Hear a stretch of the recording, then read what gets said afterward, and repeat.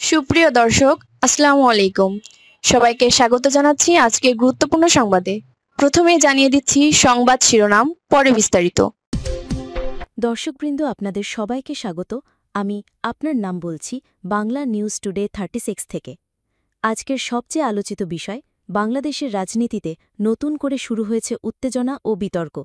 আলোচনার কেন্দ্রবিন্দুতে রয়েছেন সেনাপ্রধান জেনারেল ওয়াকার উজ্জামান। প্রশ্ন উঠেছে, তিনি কি সত্যিই গণতন্ত্র রক্ষাকারী একজন নায়ক, নাকি পর্দার আড়ালে ভিন্ন কোনো ষড়যন্ত্রের খেলোয়াড়? আজকের প্রতিবেদনে আমরা জানব জেনারেল ওয়াকারের বিতর্কিত ভূমিকা এবং তার বিরুদ্ধে উত্থাপিত 10টি গুরুতর অভিযোগ।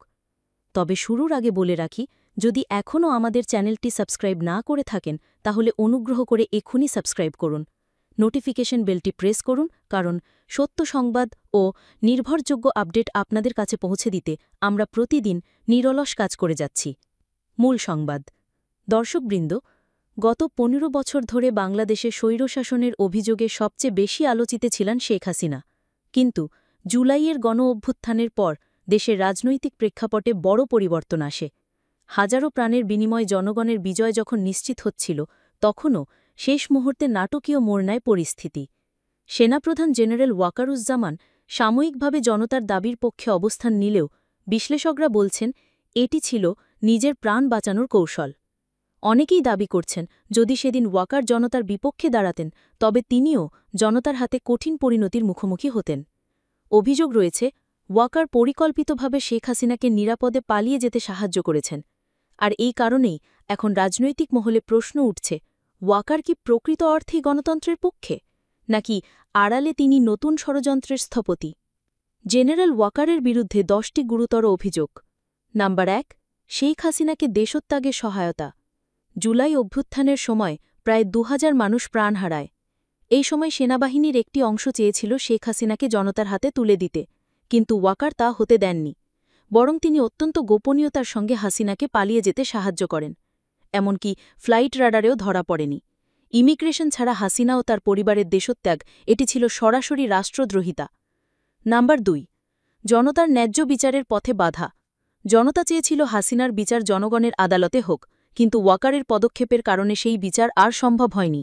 বিশ্লেষকরা বলছেন এটি দেশের গণতন্ত্রকামী মানুষের সঙ্গে বিশ্বাসঘাতকতা ছাড়া কিছু নয়। নাম্বার 3, পিলখানা হত্যার কমিশন ঠেকানো। 2009 সালের 25শে ফেব্রুয়ারি পিলখানায় ঘটে ভয়াবহ হত্যাযজ্ঞ। সেই সময় ওয়াকার সেখানে পৌঁছেলেও ভেতরে ঢুকে সেনা অফিসারদের রক্ষা করার কোনো উদ্যোগ নেননি। অভিযোগ রয়েছে, তৎকালীন ক্ষমতাসীনদের নির্দেশেই তিনি নীরব থাকেন। দীর্ঘ 15 বছর পর এই ঘটনার পূর্ণ তদন্ত শুরু হলেও ওয়াকার বারবার কমিশন গঠনের পথে বাধা দিয়েছেন। নাম্বার 4, পিলখানা হত্যার সঙ্গে প্রত্যক্ষ সম্পৃক্ততা। অনেক বিশ্লেষকের দাবি, ওয়াকার নিজেই পিলখানা হত্যার সঙ্গে জড়িত ছিলেন। আর এই কারণেই শেখ হাসিনা তাকে সেনাপ্রধান বানান। সেই সম্পর্কের দায়ী ওয়াকার পরবর্তীতে শেখ হাসিনাকে নিরাপদে পালিয়ে যেতে সাহায্য করেন। নাম্বার 5, গুমের অভিযোগে অভিযুক্ত সেনা অফিসারদের রক্ষা। আন্তর্জাতিক অপরাধ ট্রাইব্যুনালে বেশ কয়েকজন সেনা অফিসারের বিরুদ্ধে গ্রেপ্তারি পরোয়ানা জারি হয়। তাদের বিরুদ্ধে গুম ও নির্যাতনের অভিযোগ ছিল, কিন্তু ওয়াকার তাদের ক্যান্টনমেন্টে আশ্রয় দেন, যা বিচার প্রক্রিয়াকে বাধাগ্রস্ত করে। নাম্বার 6, গুম-খুনে জড়িতদের দেশত্যাগে সহায়তা। শেখ হাসিনার সময় গুম-খুনের অভিযোগে অভিযুক্ত কয়েকজন সেনা অফিসার দেশ ত্যাগ করতে সক্ষম হন। অভিযোগ রয়েছে, এক্ষেত্রে ওয়াকারের প্রত্যক্ষ ভূমিকা ছিল। নাম্বার 7, প্রধান উপদেষ্টাকে মেনে নিতে আপত্তি। অন্তর্বর্তী সরকারের প্রধান উপদেষ্টা হিসেবে অধ্যাপক ড. মোহাম্মদ ইউনুসকে মনোনীত করা হলে ওয়াকার তাতে আপত্তি জানান। তিনি বলেন, ড. ইউনুস একজন দোষী সাব্যস্ত ব্যক্তি, তাকে কেন প্রধান উপদেষ্টা করা হবে? এই অবস্থান নতুন রাজনৈতিক প্রক্রিয়াকে শুরুতেই বিতর্কিত করে তোলে। নাম্বার 8, জাতিসংঘের দাবি বিরোধিতা।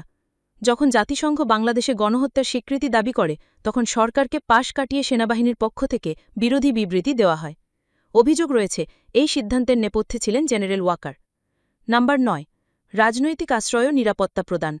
ওয়াকারের কাছে প্রতিশ্রুতি নেয় শেখ হাসিনা যে তার নেতাকর্মীরা নিরাপদ আশ্রয় পাবে। ওয়াকার সেই প্রতিশ্রুতি রেখেছেন এবং এখনও অনেক বিতর্কিত রাজনৈতিক ব্যক্তিকে সুরক্ষা দিয়ে চলেছেন। নাম্বার 10, ভিন্ন মতের সেনাকর্মীদের দমন। অভিযোগ রয়েছে, সেনাবাহিনীর ভেতর যারা গণতন্ত্রকামী বা জনগণের পক্ষে অবস্থান নিয়েছিলেন তাদের হয়তো চাকরিচ্যুত করা হয়েছে, নয়তো থুমকি দিয়ে চুপ করিয়ে দেওয়া হয়েছে। এর পেছনেও ওয়াকারের প্রত্যক্ষ ভূমিকা ছিল। বিশ্লেষণ। দর্শকবৃন্দ, এই 10টি অভিযোগের প্রতিটি অত্যন্ত গুরুতর। তবে ওয়াকারপন্থীরা দাবি করছেন দেশে স্থিতিশীলতা রক্ষার স্বার্থেই তিনি এই পদক্ষেপ নিয়েছেন। অপরদিকে সমালোচকদের মতে তিনি আসলে শেখ পরিবারের নিরাপত্তা নিশ্চিত করতেই কাজ করেছেন। এখন প্রশ্ন হল, দেশের গণতন্ত্র রক্ষায় ওয়াকারের ভূমিকা কি ইতিবাচক, নাকি তিনি আসলে নতুন প্রকারের একনায়কতন্ত্রের পরিকল্পনা করছেন? সমাপনী। প্রিয় দর্শকবৃন্দ, বাংলাদেশের রাজনীতির এই নতুন অধ্যায়ে সেনাপ্রধান ওয়াকারুজ্জামান নিঃসন্দেহে একটি বিতর্কিত নাম। সামনের দিনগুলোতে তার অবস্থান ও সিদ্ধান্ত দেশের ভবিষ্যৎ নির্ধারণে বড় ভূমিকা রাখবে। আমরা বাংলা নিউজ টুডে 36-এর পক্ষ থেকে প্রতিটি আপডেট আপনাদের কাছে পৌঁছে দেব দ্রুততম সময়। তাই অনুগ্রহ করে আমাদের চ্যানেলটি এখনই সাবস্ক্রাইব করুন, লাইক দিন আর আপনার মূল্যবান মতামত জানিয়ে দিন নিচের কমেন্ট সেকশনে। আমি ছিলাম আপনার নাম। ধন্যবাদ আমাদের সাথে থাকার জন্য। আবারও দেখা হবে পরবর্তী সংবাদে।